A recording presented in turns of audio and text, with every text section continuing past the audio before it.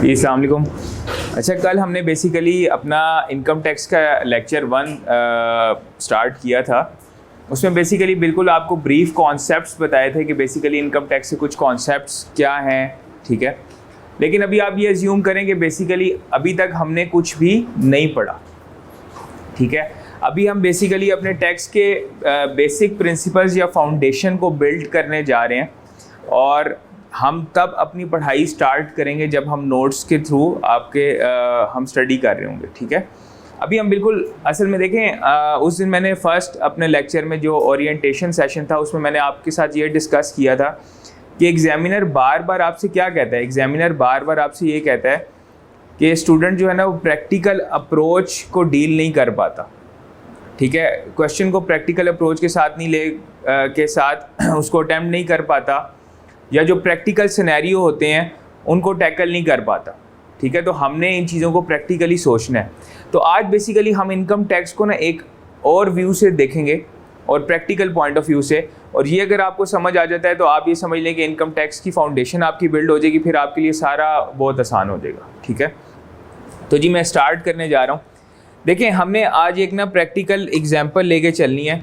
वो practical example ये है कि आपके पास एक पर्सन आया, अब आप वो कोई भी एज्यूम कर लें, ठीक है। समझे कोई आपका रिलेटिव है, जैसे मेरे साथ क्या होता है, क्योंकि मैं टैक्स में हूँ तो अच्छा ये बंद कर दें, इसकी ज़रूरत तो नहीं है, इसका शोर बहुत आ रहा है।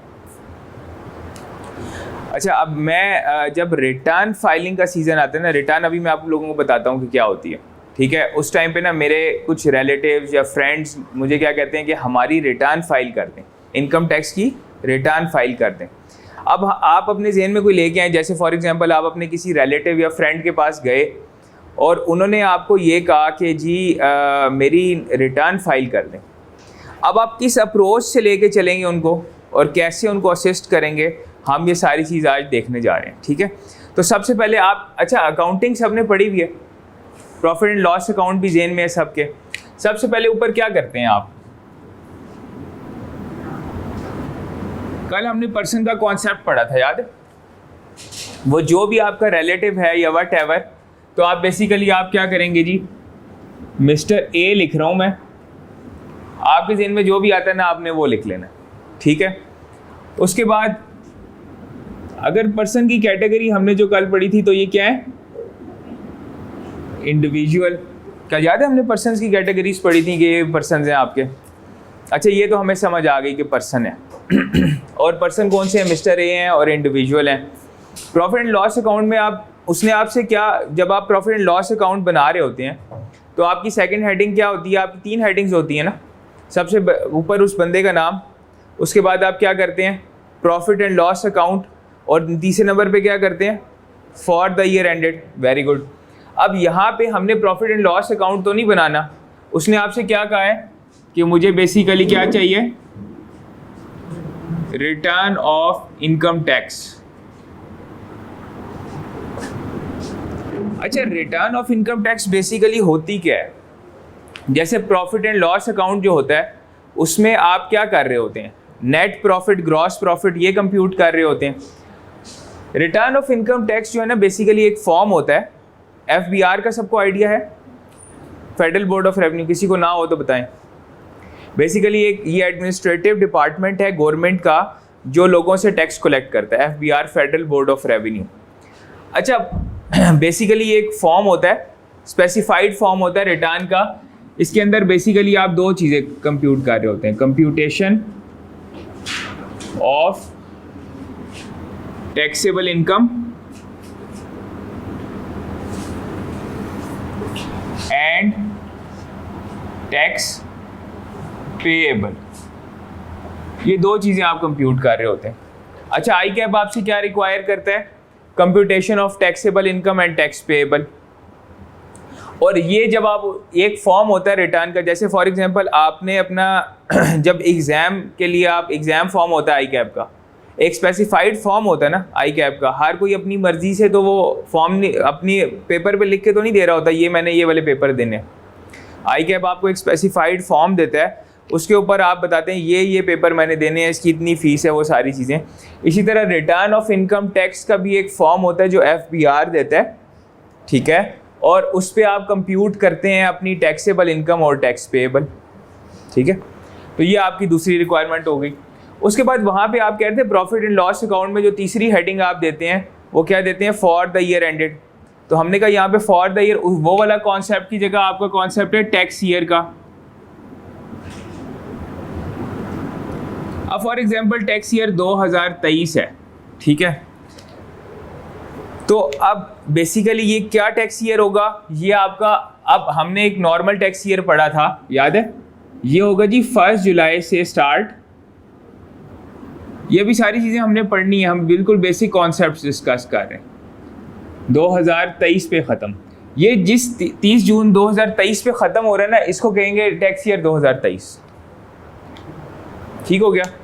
अब मुझे ये समझ आ गई कि मैंने अपनी जो टैक्सेबल इनकम कंप्यूट करनी है और टैक्स पेएबल, वो इस पीरियड की जो मेरी इनकम है ना उसको मैंने कंप्यूट करना है, पहले तो इनकम को और उसके ऊपर टैक्स लगाना है, ठीक है। अच्छा, एक और चीज़ यहाँ पे बड़ी इंपॉर्टेंट है, वो कल हमने नहीं डिस्कस की, आज वैसे ही हम डिस्कस करें। अभी ये सब हमने पढ़ने हैं कि बेसिकली क्या, रेजिडेंट या वो बंदा जो है वो नॉन रेजिडेंट है। अच्छा, ये कॉन्सेप्ट क्या है बेसिकली ना, ये कॉन्सेप्ट क्या है, ये कॉन्सेप्ट ये है कि जो भी पर्सन से मुराद क्या है, इंडिविजुअल, एओपी, कंपनी, बेसिकली ये आपके समझ लें। गवर्नमेंट्स हम इसलिए डिस्कस नहीं करते कि वो एक मेन सब्जेक्ट नहीं है।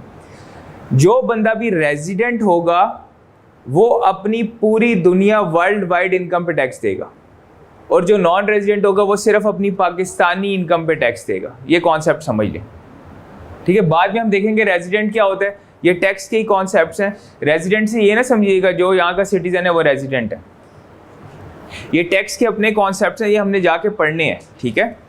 तो बेसिकली यहाँ पे सवाल ये है कि जी जो बंदा रेजिडेंट होगा, अब मिसाल के तौर पे ऐसा भी तो हो सकता है ना कि एक बंदा, उसकी यूके में भी बिजनेस चल रहा हो, उसका यूएस में बिजनेस चल रहा हो, या हो सकता है उसकी यूएस के अंदर कोई प्रॉपर्टी हो जो उसने रेंट पे दी हुई हो, वहाँ से उसकी इनकम आ रही हो। तो अब सवाल ये अराइज होता है कि नहीं, क्या वो उस पर, वो भी तो इनकम तो है, तो क्या उस पर टैक्स देना है कि नहीं देना, तो वो उसको ये कॉन्सेप्ट एड्रेस करेगा। अगर वो रेजिडेंट है तो उस पर भी टैक्स देना है यहाँ पे, और अगर वो नॉन रेजिडेंट है फिर नहीं देना, फिर वो इनकम में शामिल नहीं करेगा, ठीक है। ये कॉन्सेप्ट समझ आ गया। तो बेसिकली ये 4 आपकी मेन हेडिंग्स आ जाएंगी। अच्छा, आपने उनसे ना यही क्वेश्चन करने हैं, ठीक है। तो किस टैक्स ईयर की बनानी है, वो खुद तो आपसे कहेंगे, उनको तो आप जानते होंगे, फिर वो आपसे खुद कहेंगे रिटर्न ऑफ इनकम बनानी है, आपको समझ आ जाएगी कंप्यूटेशन ऑफ टैक्सेबल इनकम और टैक्स लायबिलिटी है। उसके बाद आप उनसे पूछेंगे किस टैक्स ईयर की, यानी क्वेश्चन नंबर 1 ये हो गया। फिर ये क्वेश्चन अराइज हुआ आपका, इसमें क्या हुआ, क्वेश्चन नंबर 2 में आपने उनसे पूछना है कि आप रेजिडेंट है कि नॉन रेजिडेंट। उन्होंने कहना है कि मुझे तो नहीं पता मैं रेजिडेंट हूँ कि नॉन रेजिडेंट, क्योंकि उन्होंने तो टैक्स नहीं पढ़ा हुआ। तो अब जब हम इसका कॉन्सेप्ट पढ़ेंगे आगे जाके, तो आप वो अप्लाई करके देखेंगे क्या वो बंदा रेजिडेंट है या नॉन रेजिडेंट है, ठीक हो गया। अब उसके बाद आपका क्वेश्चन नंबर 3 ये अराइज होगा, आप उनसे पूछेंगे कि आपकी सोर्सेज ऑफ इनकम क्या है, ठीक है। आपकी सोर्सेज ऑफ इनकम क्या है, तो वो आपसे पूछेंगे अच्छा टैक्स में कौन कौन से सोर्सेज हैं, कौन कौन सी कैटेगरीज हैं, तो आप उनको बताएंगे जी हेड्स ऑफ इनकम,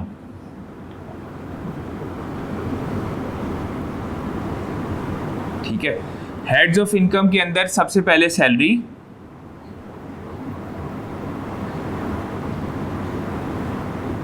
उसके बाद आपकी इनकम फ्रॉम प्रॉपर्टी दूसरा हेड,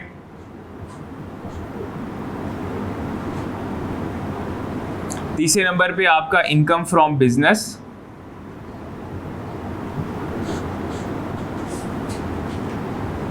उसके बाद कैपिटल गेन्स, वेरी गुड, और वेरी गुड, उसके बाद इनकम फ्रॉम अदर सोर्सेज।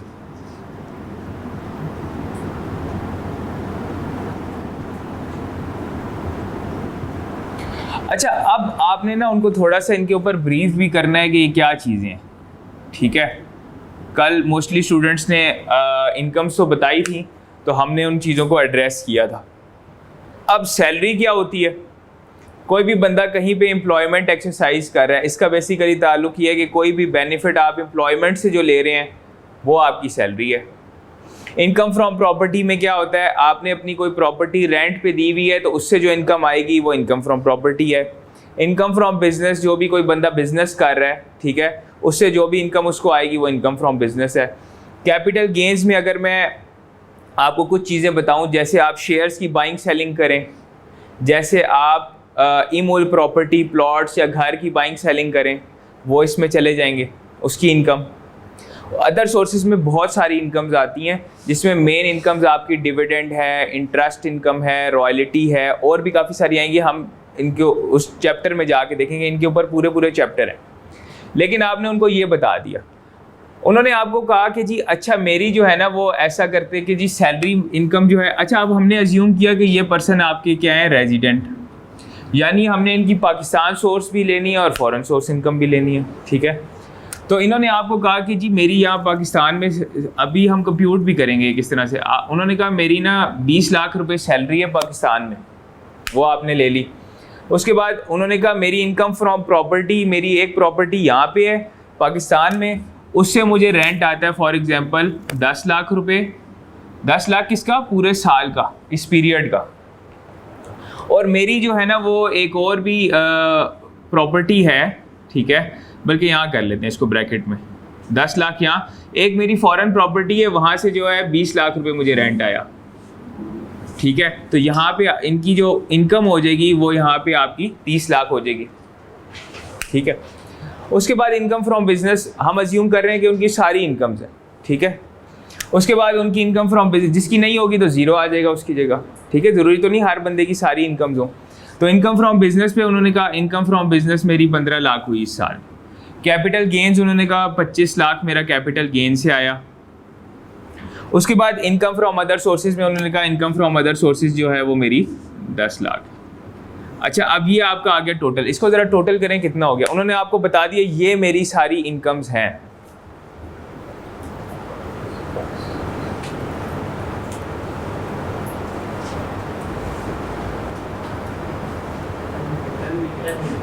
ठीक है, 10 मिलियन।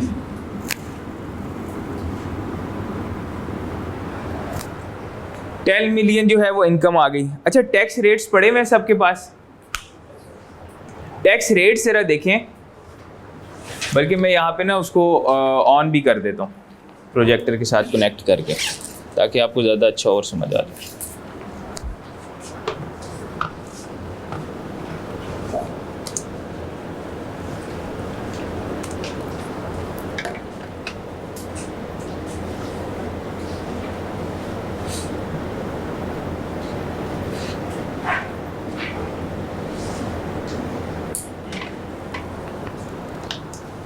करीम तेरा प्रोजेक्टर तो ऑन करना।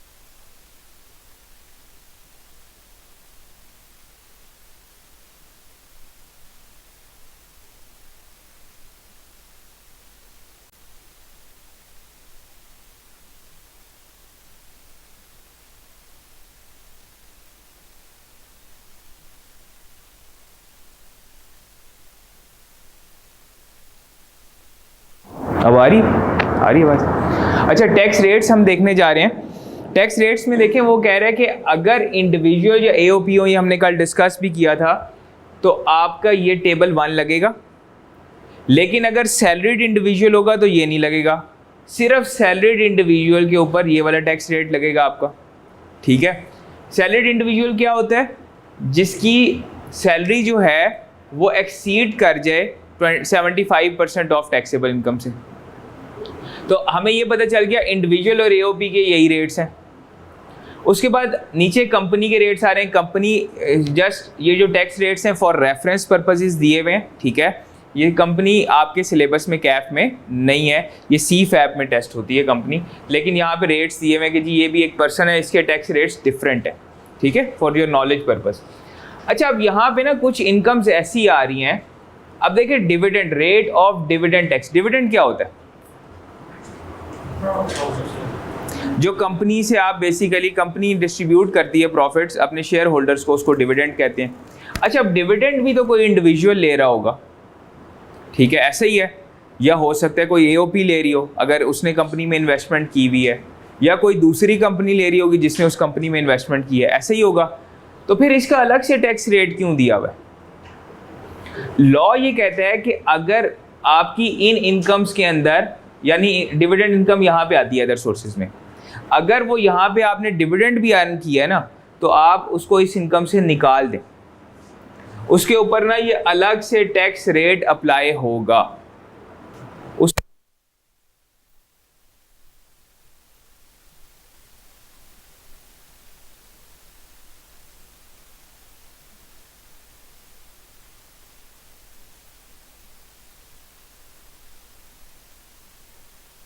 नहीं, बैटरी फुल है, फिर ये क्यों ऑफ हो रहा है? बैटरी इसकी डाउन हुई हुई है, इसको पॉज कर दें।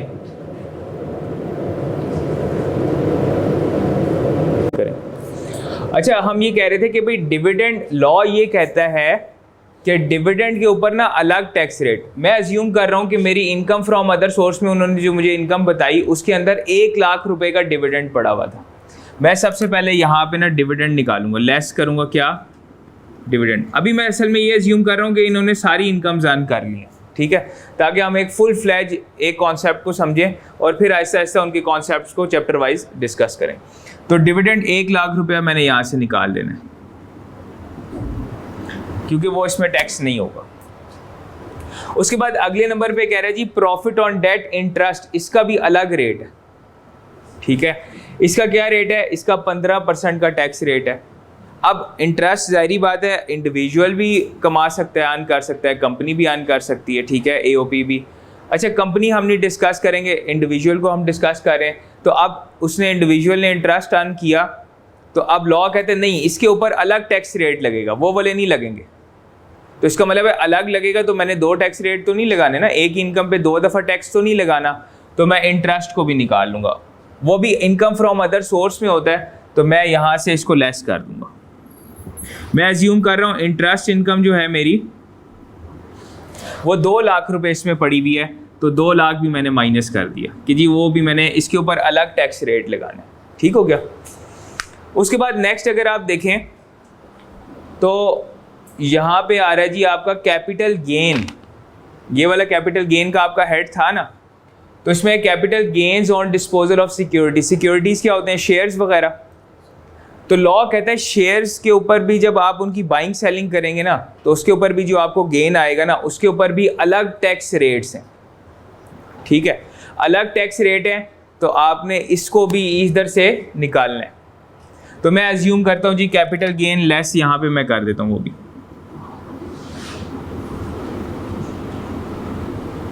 किस पे? सिक्योरिटीज़ वाले पे।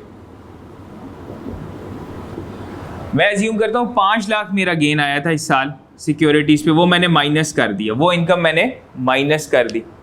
ठीक है, उसके बाद नीचे वो कह रहा है capital gain on disposal of immovable property. जैसे मैंने आपको कहा था प्लॉट की बाइंग सेलिंग इसके अंदर आती है कैपिटल गेन्स में। जैसे लिखा हुआ भी है, अगर आप प्लॉट बेच रहे हैं उसके ये रेट है, कंस्ट्रक्टेड प्रॉपर्टी बेच रहे हैं ये रेट है, फ्लैट बेच रहे हैं तो ये रेट है। ठीक है, तो अब मैं अज्यूम कर रहा हूँ कि जी मैंने इसमें एक प्लॉट भी बेचा था, उससे मुझे 10 लाख की इनकम आई, तो लॉ कहते नहीं उस पर भी अलग टैक्स रेट लगेगा, उसको भी निकाल दें यहाँ से। तो मैंने यहाँ से उसको भी लेस कर दिया।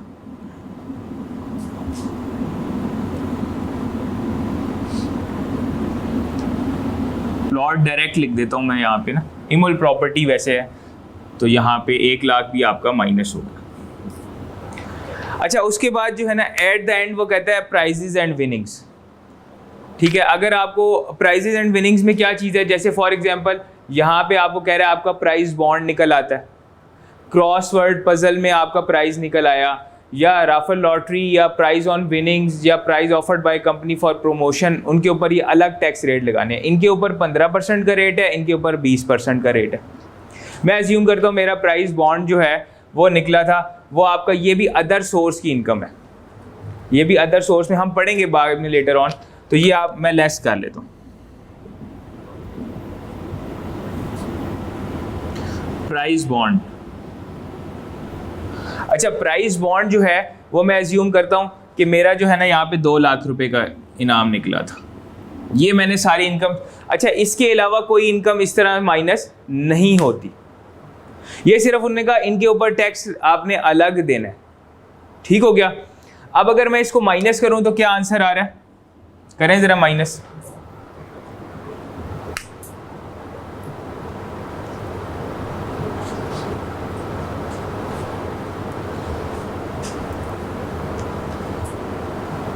कैलकुलेटर लाए हुए नहीं?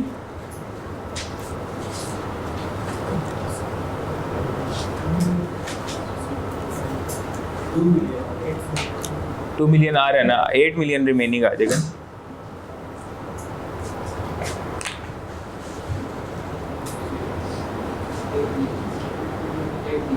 $8 मिलियन। अच्छा, ये आपका आंसर आ गया जी 8 मिलियन। ठीक है, 8 मिलियन आ गया आपका आंसर। अच्छा, इसको कहते हैं टोटल इनकम।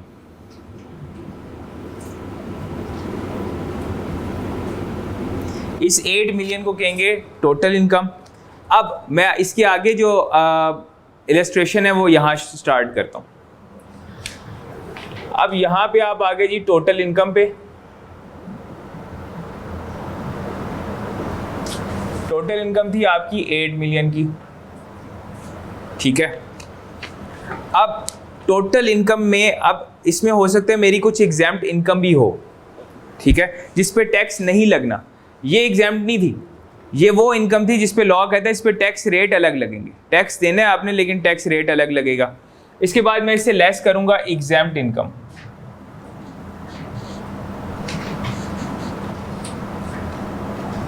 मैं अज्यूम कर रहा हूं मेरी ना इन सारे हेड्स में मेरी कोई एग्जैम्प्ट इनकम थी 1 मिलियन। 1 मिलियन मैंने माइनस कर दिया, लेस कर दिया, क्योंकि एग्जैम्प्ट तो वो है, इस पर तो टैक्स नहीं लगना। तो अब इसके बाद एक चीज़ और माइनस करूंगा, वो है डिडक्टेबल अलाउंस। ये हम पढ़ेंगे, डिडक्टेबल अलाउंस। ये टोटल 4 हैं आपके, ठीक है, ये टोटल 4 हैं। 4 कौन कौन से हैं? ज़कात, WWF, WPPF और उसके अलावा एजुकेशनल एक्सपेंसेस पे आपको जो है ना डिडक्टेबल अलाउंस मिलता है। ये 4 डिडक्टेबल अलाउंस है, ये हम पढ़ेंगे चैप्टर 4 में ही, ठीक है। ये आप माइनस करेंगे। अब फॉर एग्जांपल मैं अज्यूम करता हूँ मैंने ज़कात दे दी, ठीक है, ज़कात मैंने 5 लाख रुपए दे दी, वो भी माइनस की। अब जो आंसर आ रहा है कितना आ रहा है? 65। ये मेरी टैक्सेबल इनकम है, ये मेरी क्या है जी? Taxable income. ठीक हो गया, ये मेरी टैक्सेबल इनकम आ गई। हमने कल फॉर्मूला पढ़ा था कि टैक्सेबल इनकम के ऊपर आप एप्लीकेबल टैक्स रेट लगाएंगे, ठीक है। अब मैंने इसका स्टेटस देखना है। सबसे पहले पर्सन क्या है? इंडिविजुअल। अब इंडिविजुअल में भी आपकी 2 कैटेगरीज हैं, कौन कौन सी? सैलरीड और नॉन सैलरीड। तो ये क्या लग रहा है, सैलरीड होगा या नॉन सैलरीड? नॉन सैलरीड, क्योंकि इसका 75% लेंगे तो उससे एक्सीड नहीं कर रही होगी सैलरी, ठीक है। इसका आप 75% लें जरा,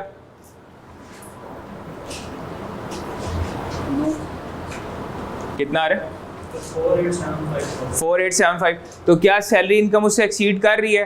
नहीं कर रही, तो ये बेसिकली हमने ये डिफाइन कर दिया कि ये नॉन सैलरीड है। अच्छा, अब हम क्या करेंगे, इसके ऊपर जो है एप्लीकेबल टैक्स रेट लगाएंगे। एप्लीकेबल टैक्स रेट यानी टेबल 1 है ये, ठीक है। टेबल 1 में अब इसकी इनकम देखेंगे हम किस सीरियल नंबर में फॉल कर रही है, किस में फॉल कर रही है, कौन सा सीरियल नंबर है? 8 है, बिल्कुल सही है। 8 ये कहता है कि भाई इसने टैक्स कितना देना है, टैक्स है जी इसका 1330,000 प्लस कितना टैक्स है 35% ऑफ जितनी अमाउंट 6 मिलियन से एक्सीड कर रही है। तो कितनी कर रही है 5 लाख। तो कितना आंसर आ रहा है 175 ये आ गया, और ये 1330,000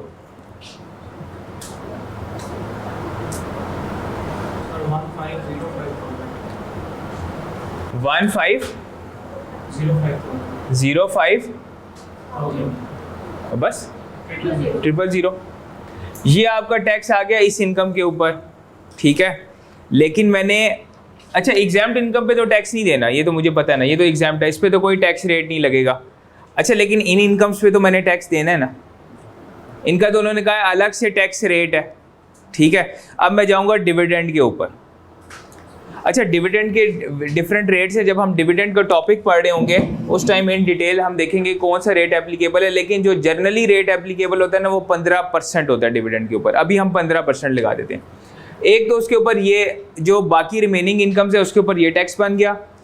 उसके बाद हम डिविडेंड का टैक्स कंप्यूट करेंगे।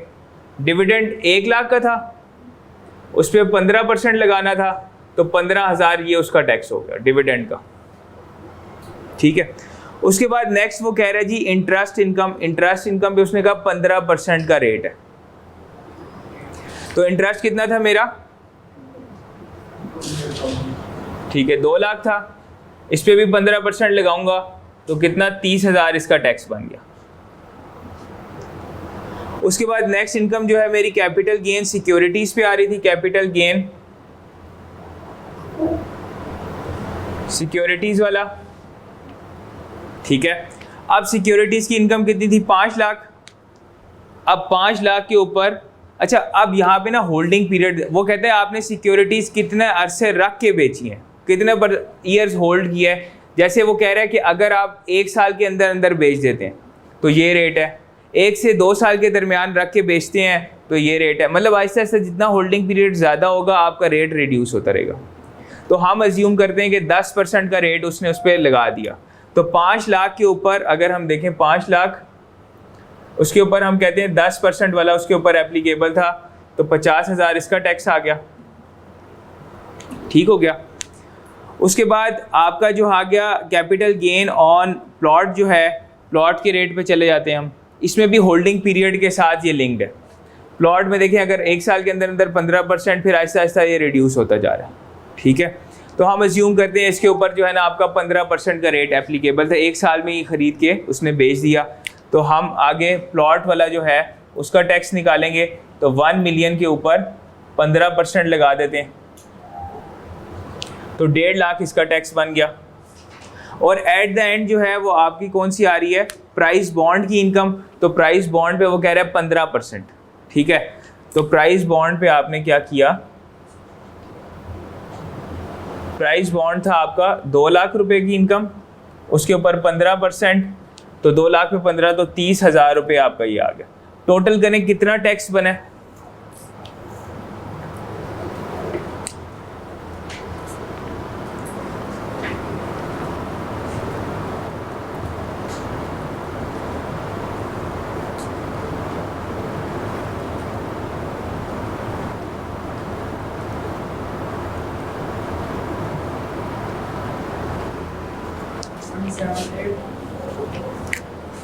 178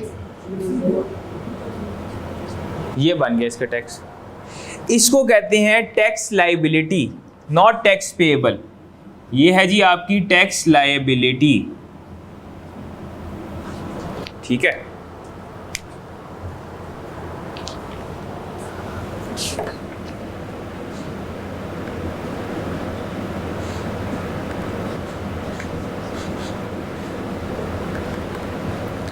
अच्छा ये टैक्स लाइबिलिटी आ गई आपकी, ठीक है। अब हमने कल पढ़ा था कि टैक्स लाइबिलिटी में से जब टैक्स क्रेडिट्स माइनस होते हैं तो टैक्स पेएबल बनता है। तो ये था भाई, इस साल मैंने कितना टैक्स देना है, मेरी टोटल इनकम थी यहाँ पे, अगर टोटल नहीं, मेरी सारी इनकम जो है वो 10 मिलियन थी, उसमें से ये इनकम जो मेरी 2 मिलियन की बन रही थी, इसके ऊपर मैंने अलग अलग टैक्स रेट्स लगाने थे, तो इनके ऊपर मैंने अलग अलग उनके टैक्स रेट्स लगा दिए जो इनके ऊपर एप्लीकेबल थे। और 8 मिलियन में से मेरी बाकी 1 मिलियन एग्जाम्प्ट थी, और कुछ लॉ ने मुझे डिडक्शंस दी कि ये आप माइनस कर लें। जैसे आपने ज़कात दी तो एक अच्छा काम किया, तो हम आपकी इनकम को रिड्यूस कर देते, प्रमोट कर रहे हैं बेसिकली। तो अब इतनी इनकम पे आपने रिमेनिंग टैक्स देना है, इतनी इनकम पे मैंने इतना दिया, बाकियों पे इतना टैक्स दिया। टोटल मेरी लाइबिलिटी यानी इस साल जो मैंने टैक्स गवर्नमेंट को देना था वो देना था 1780000। तो आपका क्या हुआ जी, यहाँ पे आपकी आ गई जी टैक्स लाइबिलिटी 1780000। अब आपने टैक्स क्रेडिट्स माइनस करने हैं यहाँ पे।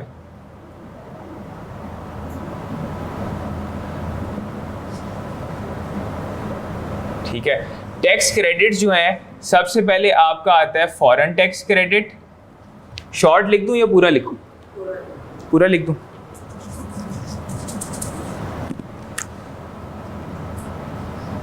फॉरेन टैक्स क्रेडिट ये सबसे पहले माइनस। अच्छा, फॉरेन टैक्स क्रेडिट क्यों मिलता है? वैसे थोड़े जनरली सेंस इसकी डेवलप करते हैं ना। मैंने कहा भाई मेरी ये जो बायर की इनकम फ्रॉम प्रॉपर्टी थी ना, तो मैं उसको यहाँ पे टैक्स दे रहा हूँ। अब मेरे साथ नाइंसाफ़ी नहीं है, मैं रेजिडेंट हूँ तो मैं बायर की इनकम पे भी यहाँ टैक्स दूँ, और जो बंदा रेजिडेंट नहीं है वो सिर्फ कहाँ पे वो टैक्स ना दे यहाँ पे। तो अब गवर्नमेंट क्या कहती है फॉरेन टैक्स क्रेडिट ले लें। फॉरेन टैक्स क्रेडिट क्या होता है कि जितना आपने बायर टैक्स दिया है ना उतना हम छोड़ देंगे। अब मैंने अगर फॉर एग्जांपल ये प्रॉपर्टी इनकम या वहाँ से अर्न की यूके से, तो उन्होंने मुझे टैक्स तो नहीं छोड़ा होगा, उन्होंने भी मेरी इनकम पे टैक्स लिया होगा। तो यहाँ की गवर्नमेंट कहती है अच्छा ठीक है, आपने जो बायर टैक्स दे दिए ना वो हम आपको छोड़ देते हैं, तो वो इसमें से मुझे माइनस कर देंगे। ठीक है, उसके बाद जी आपके टैक्स क्रेडिट्स हैं सेक्शन 61 to 65 जी, ये काफ़ी सारे हैं। और उसके बाद आपके जो है ना वो टैक्स क्रेडिट्स आते हैं सेक्शन 147 एंड 168 के। ठीक है, ये अच्छा ये मैंने अलग अलग क्यों लिखे, एक ही लाइन में क्यों नहीं लिखे, क्योंकि इनकी ना कैटेगराइजेशन इसी तरह है जैसे आपकी जो है ना वो एग्ज़ाम्स की है। जैसे आपका पीआरसी है, पहले पीआरसी आप क्लियर करेंगे तो कैफ के ग्रुप ए में जाएंगे, उसके बाद फिर ग्रुप ए क्लियर करेंगे या एटलीस्ट 3 पेपर्स पास करेंगे तो ग्रुप बी में जाएंगे। तो ये इसी तरह आपने 1 by 1 सारे इनको एक पूरी कैटेगरी को कंप्लीट करने के बाद अगर क्रेडिट्स हो सकते हैं ना हो। अब जैसे अगर इस बंदे की फॉरेन सोर्स इनकम ना होती तो इसको फॉरेन टैक्स क्रेडिट नहीं मिलना था। ठीक है, तो ये और हो सकता है सारी इनकम्स भी ना हो। आपने देखो कि बहुत सारे लोग सिर्फ सैलरी से इनकम अर्न कर रहे हैं, बहुत सारे सिर्फ बिजनेस से अर्न कर रहे हैं। ठीक है, हमने तो अपनी इलस्ट्रेशन को उस तरह से किया था। अब जो भी यहाँ पे आ रहे हैं आपके आंसर्स वो आप माइनस करेंगे और जो रिजल्टेंट अमाउंट आएगी आपकी वो आपकी कहलाएगी इनकम टैक्स पेएबल। तो ये ओवरऑल कॉन्सेप्ट था इनकम टैक्स का। और अभी भी मैं यही कहूँगा कि अभी भी हमने पढ़ना स्टार्ट नहीं किया, हम बेसिकली अपनी फाउंडेशन बिल्ड कर रहे थे इनकम टैक्स की। अगर आपको ये पूरी इलस्ट्रेशन समझ आ गई है तो ये 10 चैप्टर्स को समराइज़ किया है बेसिकली कि इनकम टैक्स की फाउंडेशन क्या है। ये समझ लें न्यूमेरिकल आपका इसी तरह का होता है। ठीक है, अब मैं आपको ये भी बता देता हूँ कि हमने कौन सी क्या चीज़ किधर पढ़नी है। अब जैसे ये वाले जो बेसिक कॉन्सेप्ट्स हैं ना आपके, जैसे जी ये टैक्सेबल इनकम क्या होती है, उसके बाद टैक्स पेएबल क्या होता है, टैक्स ईयर का क्या कॉन्सेप्ट है, रेजिडेंट नॉन रेजिडेंट का क्या कॉन्सेप्ट है, इन इनकम्स को क्या कहते हैं, एग्जाम्प्ट इनकम क्या होती है, डिडक्टेबल अलाउंस क्या होते हैं, ये सारे आप पढ़ेंगे चैप्टर 4 में बेसिक कॉन्सेप्ट्स। अभी हमने चैप्टर 4 पढ़ना स्टार्ट नहीं किया। उसके बाद जो है ना चैप्टर 6 के अंदर आप सैलरी पढ़ेंगे, 5 में। चैप्टर 6 आप इनकम फ्रॉम प्रॉपर्टी, 7 और 8 जो आपके चैप्टर हैं वो बिजनेस है, 9 कैपिटल गेन्स है और इनकम फ्रॉम अदर सोर्सेज 10 है। यानी इनकी सारी इन डिटेल ट्रीटमेंट्स और ये क्या होती हैं ये आप इन चैप्टर्स में पढ़ेंगे। अच्छा, चैप्टर 11 जो आपका है ना बेसिकली वो इन टैक्स क्रेडिट्स के ऊपर है। ठीक है, उसके अलावा आपके जो है एग्जाम्प्ट इनकम्स, जो हमने एग्जाम्प्ट इनकम के कौन कौन सी इनकम्स एग्जाम्प्ट हैं वो पता होंगी तो आप एग्जाम्प्ट ट्रीट करेंगे ना, वो हम चैप्टर 11 में पढ़ेंगे। चैप्टर 12 में जो है ये इन इंडिविजुअल और एओपी की टैक्सेशन के कुछ रूल्स वो पढ़ेंगे। और चैप्टर 13 में हम फॉरेन सोर्स इनकम, ये जिस तरह फॉरेन सोर्स इनकम आपकी ट्रीट हुई कि किस तरह उनको ट्रीट करना है वो हम इस तरह पढ़ेंगे। तो बेसिकली जब आप 13 चैप्टर तक पहुंच जाएंगे 4 to 13, फिर आप एक फुल फ्लैज न्यूमेरिकल करने की पोजीशन में आ जाएंगे। ठीक है, अभी आपको बेसिकली अभी तो हमने एज्यूम किया ना इतनी एग्जाम्प्ट है और इतनी जो है ये वाली इनकम है, उस टाइम आपको एग्जैक्ट ट्रीटमेंट्स आ जाएंगी कि कौन सी इनकम एग्जाम्प्ट है कौन सी नहीं है। लेकिन ये बेसिकली इसका जो है वो बेसिक फाउंडेशन या बेसिक प्रिंसिपल है। इसमें से कोई क्वेश्चन है तो बताएं। क्वेश्चन तो आने चाहिए वैसे।